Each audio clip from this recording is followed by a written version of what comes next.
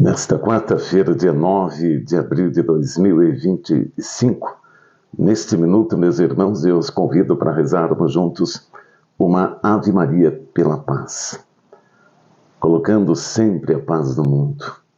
Que Nossa Senhora das Graças interceda por este mundo, interceda pelos governantes, pelas autoridades, para que busquem a paz.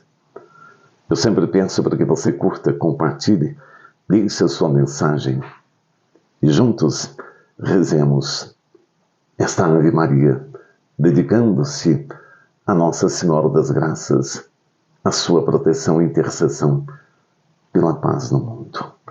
Ave Maria, cheia de graça, o Senhor é convosco. Bendita sois vós entre as mulheres, bendito é o fruto do vosso ventre, Jesus. Santa Maria, Mãe de Deus, rogai por nós, pecadores, agora e na hora de nossa morte. Amém.